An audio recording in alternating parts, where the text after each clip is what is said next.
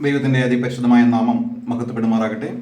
GF good ന്യൂസിൻ്റെ Christian ചാനലിലേക്ക് എല്ലാവർക്കും യേശുക്രിസ്തുവിന്റെ നാമത്തിലുള്ള സ്നേഹവന്ദനത്തെ അറിയിക്കുകയാണ്. എപ്പോഴും ഓർപ്പിക്കാറുള്ളത് പോലെ നിങ്ങൾ ദയവ് ചെയ്ത് ഈ ചാനൽ സബ്സ്ക്രൈബ് ചെയ്യുകയും ഇത് മറ്റുള്ളവരിലേക്ക് ഷെയർ ചെയ്യുകയും ചെയ്യുക. ദൈവസഭകളിൽ നിന്ന് പുറത്താക്കപ്പെടുന്ന സത്യസന്ധരായ വിശ്വസന്മാരായ അനേക ദൈവമക്കൾ അനേക ഇടങ്ങളിൽ നമുക്ക് കാണുവാൻ സാധിക്കും. അവരുടെ വേദനകളിൽ, അവരുടെ ദുഃഖങ്ങളിൽ ഈ വചനങ്ങൾ ഒരു ആശ്വാസമായി തീരട്ടെ എന്ന് ആഗ്രഹിക്കുകയാണ്. അതിനു വേണ്ടിയിട്ട് ഇന്ന് നാം പ്രാരംഭത്തിൽ ചിന്തിക്കുവാൻ പോകുന്ന ദൈവത്തിൻ്റെ വചനം യെശയ്യാവ് എഴുതിയ പുസ്തകം, യെശയ്യാ പ്രവാചകൻ്റെ പുസ്തകം 66-ാം അധ്യായത്തിൻ്റെ 5-ാമത്തെ വാക്യമാണ്. യഹോവയുടെ വചനത്തിൽ വിറയ്ക്കുന്നവരെ അവൻ്റെ വചനം കേട്ടുകൊള്ളുവിൻ. നിങ്ങളെ പകച്ച് എൻ്റെ നാമനിമിത്തം നിങ്ങളെ പുറത്താക്കി കളയുന്ന നിങ്ങളുടെ സഹോദരന്മാർ, ഞങ്ങൾ നിങ്ങളുടെ സന്തോഷം കണ്ട് രസിക്കേണ്ടതിന് യഹോവ തന്നെത്താൻ മഹത്വീകരിക്കട്ടെ എന്ന് പറയുന്നുവല്ലോ, എന്നാൽ അവർ ലജ്ജിച്ചു പോകും.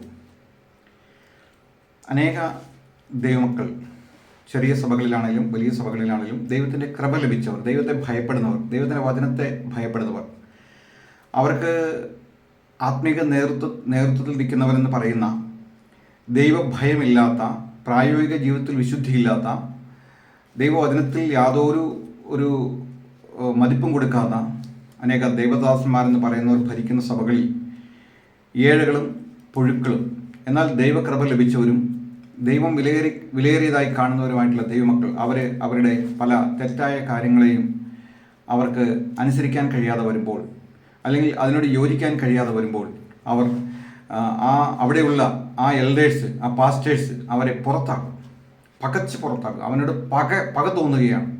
ഇവനൊരു സത്യമായിട്ട് വന്നിരിക്കുന്നു, ഇവനൊരു ഇപ്പോൾ നല്ലവനായിട്ട് ചമഞ്ഞു വന്നിരിക്കുന്നു എന്നെല്ലാം പറഞ്ഞുകൊണ്ട് അവരവനെ പുറത്താക്കുക മാത്രമല്ല, അവരുടെ നിരൂപണങ്ങളിൽ അവർ പറയുന്നൊരു കാര്യമാണ് നമ്മൾ വായിച്ചു കേട്ടത്.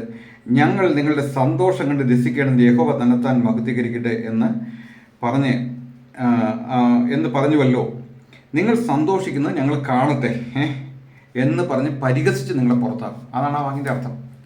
നിങ്ങൾ സന്തോഷിക്കുന്നത് ഞങ്ങൾക്കൊന്ന് കാണണമല്ലോ, നീ വലിയ കൃപയിൽ അങ്ങ് വളർന്നു വരണം, ഞങ്ങൾക്കൊന്ന് കാണണമല്ലോ, നീ എവിടെ ചെന്ന് എത്തുമെന്ന് ഞങ്ങൾക്കൊന്ന് കാണണമല്ലോ എന്നെല്ലാം പറഞ്ഞ് അവരെ പരിഹസിച്ച് അവരെ തള്ളിക്കളയുമ്പോൾ ദൈവം പറയാണ്, എൻ്റെ വചനത്തിൽ വിറയ്ക്കുന്നവരെ, യഹോവയുടെ വചനത്തിൽ വിറയ്ക്കുന്നവരെ അവൻ്റെ വചനം കേട്ടുകൊള്ളുവിൻ. നിങ്ങളെ പകച്ച് എൻ്റെ നാമനിമിത്തം നിങ്ങളെ പുറത്താക്കി കളയുന്ന നിങ്ങളുടെ സഹോദരന്മാർ, ഞങ്ങൾ നിങ്ങളുടെ സന്തോഷം കണ്ട് രസിക്കേണ്ടതിന് യഹോവ തന്നെത്താൻ മഹത്വീകരിക്കട്ടെ എന്ന് പറയുന്നുവല്ലോ, എന്നാൽ അവർ ലജ്ജിച്ചു പോകും. ഈ വചനം ധ്യാനിച്ചുകൊണ്ടിരുന്നപ്പോൾ പെട്ടെന്ന് എൻ്റെ മനസ്സിലേക്ക് ഓർമ്മ വന്നത് യോസെഫിൻ്റെ കാര്യമായിരുന്നു. യോസെഫിനെ അവർ പകച്ചു. യോസെഫ് ചില സ്വപ്നങ്ങൾ കണ്ടു. പിന്നെ തൻ്റെ സഹോദരന്മാരെ കുറിച്ചുള്ള ദുശ്രുതി തൻ്റെ പിതാവിനെ അറിയിച്ചു. സഹോദരന്മാർ തെറ്റായ വഴിയിലൂടെ നടക്കുന്നത് കണ്ടപ്പോൾ തൻ്റെ പിതാവിനോട് ഹൃദയപരമാർത്ഥത്തോടെ കാര്യങ്ങളെല്ലാം പറഞ്ഞത് സഹോദരന്മാർക്ക് അവനോട് പക വരുവാൻ കാരണമായി തീർന്നു. അത് തന്നെയല്ല, അവൻ ചില സ്വപ്നങ്ങൾ കണ്ടു. ആ സ്വപ്നങ്ങൾ കേട്ടതോടുകൂടി അവർക്ക് സഹിച്ചുകൂടാഞ്ഞു. അവൻ്റെ സ്വപ്നങ്ങൾ കാരണം അവൻ കണ്ട സ്വപ്നം കുറച്ച് പ്രശ്നം പിടിച്ച സ്വപ്നങ്ങളാണ്. വയലിൽ കറ്റ കെട്ടുകയായിരുന്നു. എല്ലാവരുടെയും കറ്റകൾ യോസെഫിൻ്റെ കറ്റയുടെ മുമ്പാകെ നിന്ന് വണങ്ങുന്നത് അവൻ കണ്ടു. സൂര്യനും ചന്ദ്രനും 11 നക്ഷത്രങ്ങളും അവനെ നമസ്കരിക്കുന്നതായിട്ട് അവൻ കണ്ടു. ഇങ്ങനെയുള്ള സ്വപ്നങ്ങളൊക്കെ കാണുമ്പോൾ ആ വീട്ടിലെ ഏറ്റവും ഇളയ പയ്യനാണ് അവൻ. അപ്പോൾ ആ വീട്ടിലെ ഏറ്റവും ഇളയ മകൻ ഇങ്ങനെയുള്ള സ്വപ്നങ്ങളൊക്കെ കണ്ടു കഴിയുമ്പോൾ മൂത്ത ജ്യേഷ്ഠന്മാർക്ക് സഹിക്കുന്നില്ല. ഇപ്പം നിന്നെ ഞങ്ങൾ വണങ്ങുമെന്നോ, നിന്നെ ഞങ്ങൾ കുമ്പിടുമെന്നോ എന്നെല്ലാം അവർ ചിന്തിച്ച് പകച്ച് അങ്ങനെ അവരുടെ മനസ്സിൽ കൊണ്ടു നടക്കുകയാണ്. അവൻ്റെ സ്വപ്നം എന്ന് പറഞ്ഞ് അവനെ പകയ്ക്കുകയാണ്. അവൻ്റെ അപ്പനും ആകെ തന്നെ ആശ്ചര്യപ്പെട്ടു. ഇങ്ങനെയുള്ള സ്വപ്നങ്ങളെല്ലാം കണ്ടതിനെക്കുറിച്ച് പറഞ്ഞപ്പോൾ അവൻ്റെ അപ്പനും ഇതെന്താകുമെന്നോർത്ത് അവൻ്റെ ഹൃദയത്തിൽ അത് സംഗ്രഹിക്കുന്നത് നമുക്ക് കാണുവാൻ സാധിക്കും. എന്നാൽ കാലം കുറച്ച് മുന്നോട്ട് പോയി കഴിഞ്ഞപ്പോൾ തൻ്റെ പിതാവ് തൻ്റെ സഹോദരന്മാർക്ക് ഭക്ഷണം കൊടുത്തയക്കേണ്ടതിന് യോസെഫിനെ പറഞ്ഞയക്കുകയാണ്. കൊടുമനത്തിലേക്ക് അവനെ ഒറ്റയ്ക്ക് പറഞ്ഞയക്കുകയാണ്. അവൻ തൻ്റെ സഹോദരന്മാർക്കുള്ള ഭക്ഷണമെല്ലാമായിട്ട് അങ്ങ് പോവുകയാണ്. പക്ഷെ തൻ്റെ അപ്പൻ തനിക്കൊരു നല്ല അങ്കി തയ്പ്പിച്ച് കൊടുത്തിട്ടുണ്ടായിരുന്നു. ഇളയ മകനെ കൂടുതൽ സ്നേഹിച്ചു. അവന് ഒരു നല്ല അങ്കി തയ്പ്പിച്ച് കൊടുത്തിട്ടുണ്ടായിരുന്നു. അങ്ങനെ തൻ്റെ സഹോദരന്മാരെ അന്വേഷിച്ച് അവൻ കുറേ അലഞ്ഞ് ചോദിച്ച് കേട്ട് അവർ തങ്ങുന്ന ഇടത്തേക്ക്, ആടുകൾ തീരുന്ന ഇടത്തേക്ക് ചെല്ലുകയാണ്. ദൂരത്ത് നിന്ന് ഇവർ അവനെ കണ്ടു. ദൂരത്ത് നിന്ന് അവരെ കണ്ടു കഴിഞ്ഞപ്പോൾ അവർ പറയുന്ന ഒരു വാക്യമുണ്ട്. ഉൽപ്പത്തി പുസ്തകം 37-ാം അധ്യായത്തിൻ്റെ 19-ാമത്തെ വാക്യത്തിൽ അവർ പറയാണ്, അതാ സ്വപ്നക്കാരൻ വരുന്നു, ഇന്ന് അവനെ കൊന്ന് ഒരു കുഴിയിലിട്ടുകളാ. അവൻ്റെ സ്വപ്നം, ഒരു ദുഷ്ടമൃഗം അവനെ തിന്നു കളഞ്ഞു എന്ന് പറയാം. അവൻ്റെ സ്വപ്നങ്ങൾ എന്താകുമെന്ന് നമുക്ക് കാണാമല്ലോ എന്ന് തമ്മിൽ പറഞ്ഞു. നോക്കണേ, സ്വന്തം രക്തമാണ്. ഒരപ്പൻ്റെ മക്കളാണ്. എന്നിട്ട് അവർ പറയണം അവൻ്റെ സ്വപ്നം എന്താവുന്നത് കാരണം. അവൻ കുറേ സ്വപ്നം കണ്ട് നമ്മളെ ഭരിക്കുമെന്നും അവനെ നമസ്കരിക്കുമെന്നല്ല അവൻ പറഞ്ഞിട്ടുണ്ട്. അവനെ നമ്മൾ കൊന്ന് ഒരു കുഴിയിലിട്ട് കളയണം, അവൻ്റെ സ്വപ്നം ഇതോടുകൂടി അവസാനിപ്പിക്കണമെന്ന് പറഞ്ഞു. അങ്ങനെ അവനൊരു കുഴിയിലേക്ക് ഇടുകയാണ്, ഒരു പൊട്ടക്കുഴിയിലേക്ക് ഇടുകയാണ്. എന്നാൽ പിന്നീട് ദൈവത്തിന് അവനെക്കുറിച്ചുള്ള പദ്ധതി നിറവേറണമല്ലോ. അതുകൊണ്ട് ദൈവം അതിലെ കുറേ മിദ്യാന്യ കച്ചവടക്കാർ വരുന്നത് ഇവർ കാണുകയും അങ്ങനെ മിദ്യാന്യ കച്ചവടക്കാർക്ക് ഇവനെ കുഴിയിൽ നിന്ന് കയറ്റി ഇവനെ വിൽക്കുകയും ചെയ്തു. ആ സമയത്ത് ഇവൻ വളരെ പൊട്ടിക്കരയുന്നുണ്ട്. അന്യ സ്ഥലത്തേക്ക് അവൻ പോവുകയാണ്. എന്നിട്ട് അവൻ തൻ്റെ അപ്പനോട് പറഞ്ഞു, ഒരു ദുഷ്ടമൃഗം നിന്റെ മകനെ കടിച്ചു കീറി കളഞ്ഞു എന്ന് പറഞ്ഞ് അവൻ്റെ അങ്കി എടുത്ത് ഒരു ആടിനെ അറുത്ത് അതിൻ്റെ രക്തത്തിൽ മുക്കി അപ്പൻ്റെ അടുത്തിൽ കൊണ്ടുവന്നു. തൻ്റെ പിതാവ് വളരെ ദുഃഖിച്ചിരിക്കേണ്ടതായിട്ട് വന്നു, വർഷങ്ങളോളം ദുഃഖിച്ചിരിക്കേണ്ടതായിട്ട് വന്നു. അതിന് പിന്നിൽ വേറൊരു കാരണം കൂടെ ഉണ്ട്. പുള്ളിയുടെ അപ്പനെ പറ്റിച്ചിട്ട് പോകുന്ന ആളാണ്, പിന്നെ പുള്ളിയുടെ മക്കൾ പുള്ളിനെ പറ്റിക്കാതിരിക്കുമോ? എന്തു തന്നെയായാലും അവൻ്റെ സ്വപ്നം നിറവേറാതിരിക്കുവാൻ തക്കവണ്ണം, അവനെ ഇല്ലായ്മ ചെയ്യുവാൻ തക്കവണ്ണം ദൂരദേശത്തേക്ക് അവനെ പറഞ്ഞയക്കുന്നത് നമുക്ക് കാണുവാൻ അതിനുള്ള സാഹചര്യങ്ങളെല്ലാം അവർ ഒരുക്കി അവനെ പറഞ്ഞയച്ചു. എന്നാൽ പിന്നീട് നാം കാണുന്നത് അവൻ ആ രാജ്യത്തെ രണ്ടാമനായിട്ട് മാറി. അത് വിശദീകരിക്കാൻ കുറേ അധികമുണ്ട്. ഇതിനു മുമ്പുള്ള ക്ലാസ്സുകളിലൊക്കെ നമ്മൾ വേറെ പല സന്ദർഭങ്ങളിൽ അത് ഉപയോഗിച്ചിട്ടുണ്ട്, അതിലേക്ക് ഇപ്പോൾ കിടക്കുന്നില്ല. അപ്പോൾ ദൈവം തൻ്റെ മക്കളെക്കുറിച്ചുള്ള തന്നെ സ്നേഹിക്കുന്ന, തന്നെ ഭയപ്പെടുന്ന, തൻ്റെ വചനത്തെ ഭയപ്പെടുന്ന തൻ്റെ മക്കളെക്കുറിച്ചുള്ള സംഗതികൾ നിറവേറ്റുവാൻ ദൈവത്തിന് 100 പദ്ധതികളുണ്ട്. ദൈവം അതെല്ലാം ക്രമീകരിച്ചു കൊണ്ടുപോകും. അവൻ വേറെ ഭാഷ പഠിച്ചു, വേറെ സ്ഥലത്ത് പോയി, ദൈവം അവനോട് കൂടെ ഇരുന്നു. അങ്ങനെ ക്രമമായിട്ട് അവനെ ദൈവം ഉയർത്തി എന്ന് നമുക്ക് കാണാൻ സാധിക്കും. അവൻ കണ്ട സ്വപ്നം പോലെ തന്നെ അവൻ്റെ സഹോദരന്മാർ അവനെ വണങ്ങുവാൻ തക്കവണ്ണം ഇടയായിട്ട് തീർന്നു. അവൻ മുഖാന്തരം അവർക്ക് ജീവരക്ഷ വരുവാൻ തക്കവണ്ണം കാര്യങ്ങളെ ക്രമീകരിക്കുന്നതൊക്കെ നമുക്ക് കാണുവാൻ സാധിക്കും. അതുപോലെ തന്നെ ദാവീദിൻ്റെ ചരിത്രം നമ്മളെടുത്ത് പരിശോധിച്ച് കഴിഞ്ഞാലോ, ദാവീദിനെ ഇല്ലായ്മ ചെയ്യുവാൻ ശൗല് കുന്തവുമായിട്ട് പിന്നാലെ നടന്നു. ഒരു ചെല്ലിനെ പിടിക്കാൻ പോകുന്നത് പോലെ ദാവീദിൻ്റെ പിന്നാലെ അവനെ ഉന്മൂലനാശം ചെയ്യുവാനായിട്ട് ശൗൽ രാജാവ് പിന്നാലെ നടന്നു. ദൈവത്തിൻ്റെ അഭിഷേകം ലഭിച്ച ദാവീദിനെ അഭിഷേകം ലഭിച്ച ശൗൽ തന്നെ കൊല്ലുവാനായിട്ട് പിന്നാലെ നടക്കുകയാണ്. എന്നാൽ ശൗലിനെ ദൈവം ദാവീദിൻ്റെ കയ്യിൽ ഏൽപ്പിച്ചു എങ്കിലും ദാവീദ് അവനെ കൊന്നില്ല. കാരണം ഒരു അഭിഷേകം ലഭിച്ച ഒരുതിനെ കൊല്ലണ്ട എന്നുള്ളത് അവൻ്റെ മനസ്സിൽ തോന്നിയതുകൊണ്ട് അതുല്ല ഗുഹയിൽ വെച്ചിട്ട് അവനെ അവിടുന്ന് വിട്ടുകളയുന്നത് നമുക്ക് കാണുവാനായിട്ട് സാധിക്കും. എന്നിട്ടും പിന്നെ അവൻ്റെ ഹൃദയത്തെ കഠിനപ്പെടുത്തി ദാവീദിനെ കൊല്ലുവാനായിട്ട് ഓടി നടക്കുന്നതെല്ലാം നമുക്ക് കാണാൻ സാധിക്കും. ഒടുവിൽ ശൗല് മരിക്കുകയും ദാവീദിനെ കുറിച്ചുള്ള സ്വപ്നം ദൈവം നിറവേറ്റുകയും ചെയ്യുന്നത് നമുക്ക് കാണുവാനായിട്ട് സാധിക്കും. ഇന്ന് അനേക സഭകളിലും ദൈവവചനത്തിൽ വിറയ്ക്കുന്ന ഹൃദയം നുറുക്കമുള്ള ദൈവമക്കളെ അവരെ ഏതെല്ലാം രീതിയിൽ ഉന്മൂലനാശം ചെയ്യുമോ, അവരുടെ ഭക്തിയും അവരുടെ ദൈവഭയവും ദൈവവചനത്തോടുള്ള അവരുടെ സ്നേഹവും കാണുമ്പോൾ അത് സഹിക്കാത്ത അനാത്മികരായ ആത്മീക നേതൃത്വങ്ങൾ അവരെങ്ങനെയെങ്കിലും പകച്ച് പുറത്തു ചാടിക്കുവാനുള്ള എല്ലാ പണികളും ചെയ്യും എന്ന് നമുക്ക് കാണുവാനായിട്ട് സാധിക്കും. ഇവിടെ യെശയ്യാവ് ഈ പ്രവചനം എഴുതുന്നതിന് പിന്നിൽ ഒരു സംഗതിയുണ്ട്. അതായത് ഇസ്രായേലിലെ അനുദപിക്കാത്ത ജനത്തോടുള്ള ബന്ധത്തിലാണ് ഈ വചനം പറയുന്നത്. പശ്ചാത്താപമില്ലാത്ത തങ്ങളുടെ മതാചാരങ്ങൾ അവർ വെച്ച് പുലർത്തുകയാണ്. അവർ പല കാര്യങ്ങളും ചെയ്യുന്നത് കണ്ടു കഴിഞ്ഞാൽ അത് ദൈവത്തിന് വേറെ രീതിയിലാണ് തോന്നുന്നത്.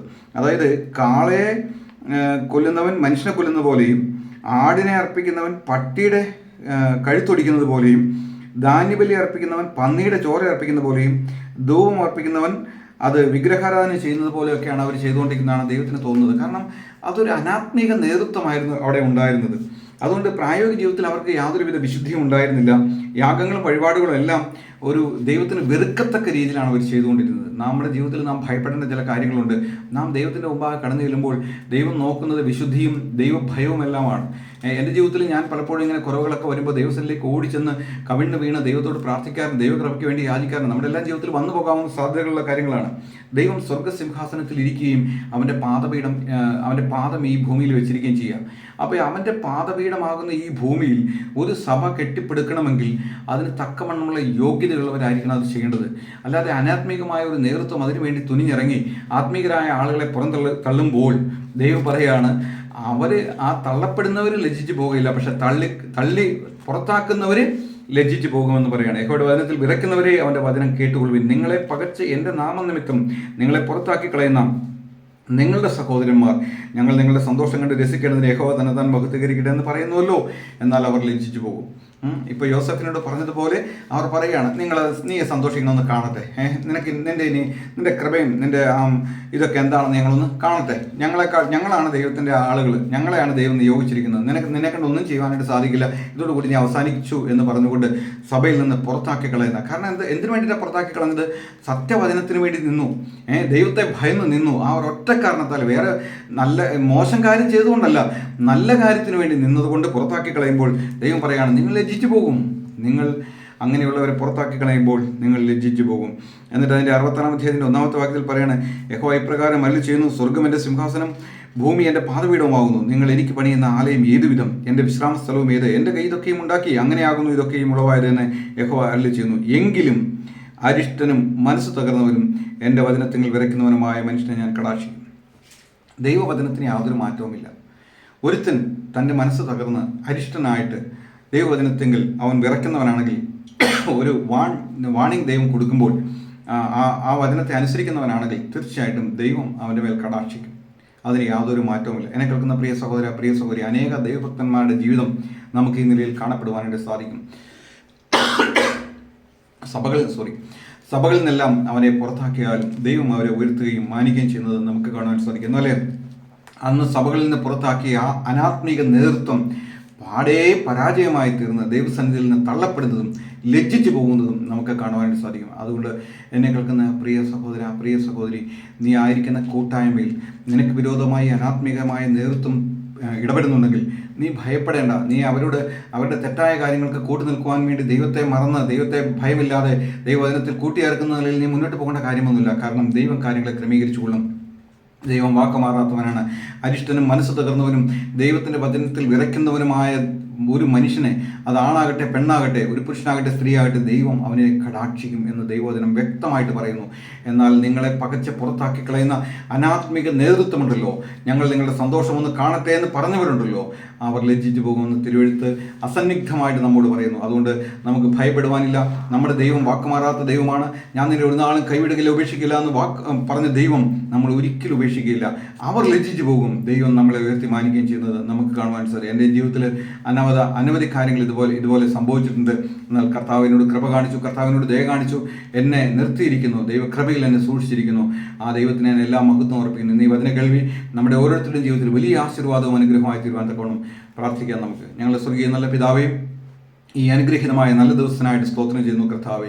ഇന്ന് വചനം കേട്ട നിൻ്റെ ഓരോ മക്കളെയും നീ അനുഗ്രഹിക്കണമേ കർത്താവേ. ഈ ചാനൽ സബ്സ്ക്രൈബ് ചെയ്തിരിക്കുന്ന ഓരോരുത്തരെയും കർത്താവ് അനുഗ്രഹിക്കണമേ. അവരുടെ എല്ലാ ആവശ്യങ്ങളുടെ മേലും കർത്താവ് കരുണ കാണിക്കണമേ. സാമ്പത്തികവും ഭൗമികവുമായ എല്ലാ നന്മകളും അവർക്ക് നൽകി അനുഗ്രഹിക്കണമേ കർത്താവേ. ആത്മീയമായിട്ട് വളരുവാൻ തക്കവണ്ണം കർത്താവ് അവർക്ക് കൃപ കൊടുക്കണമെന്ന് പ്രാർത്ഥിക്കുന്നു കർത്താവേ. ദുഷ്ടൻ്റെ കയ്യിൽ അകപ്പെടാതെ വണ്ണം കർത്താവ് അവരെ സൂക്ഷിക്കണമെന്ന് പ്രാർത്ഥിക്കുന്നു കർത്താവേ. ഈ ഭൂമിയിൽ പണിയുന്ന ആലയങ്ങൾ ഏത് വിധമാണെന്ന് കർത്താവ് ചോദിക്കുന്നു. ദൈവമേ, ഒരു സഭാ കൂടി വരെ ഉണ്ടാകുമ്പോൾ ദൈവഭയമില്ലാതെ അനാത്മികമായ നേതൃത്വം അതെല്ലാം നടത്തുമ്പോൾ കർത്താവേ, നീ അവരുടെ ഹൃദയങ്ങളോട് വാദിച്ചുകൊണ്ടിരിക്കണമെന്ന് പ്രാർത്ഥിക്കുന്നു. കല്ലായ അവരുടെ ഹൃദയങ്ങളെ നീക്കി മാംസമായ ഹൃദയത്തെ കൊടുത്ത് കർത്താവെ ദൈവഭയത്തോടെ നടക്കുവാൻ തക്കൊണ്ട് ആത്മീയ നേതൃത്വത്തിനോട് കൃപ കാണിക്കണമെന്ന് പ്രാർത്ഥിക്കുന്ന കർത്താവെ. ലോകമെങ്ങുള്ള സകലവിശന്മാർക്കും വേണ്ടി പ്രാർത്ഥിക്കുന്നു കർത്താവെ. ദുഷ്ടന്റെ കയ്യിൽ എല്ലാവരും വിടുവിക്കണമെന്ന് പ്രാർത്ഥിക്കുന്നു. അവിടെ ഞങ്ങളുടെ പ്രാർത്ഥന കേട്ടതിനായിട്ട് സ്തോത്രം, മഹത്വം എടുത്താട്ടെ. എല്ലാം ഞങ്ങൾക്ക് വേണ്ടി ജീവൻ വെച്ച രക്ഷിതാവും കർത്താവുമായി യേശു ക്രിസ്തുവിന്റെ പരിശുദ്ധമായ നാമത്തിൽ തന്നെ. ആമേൻ, ആമേൻ.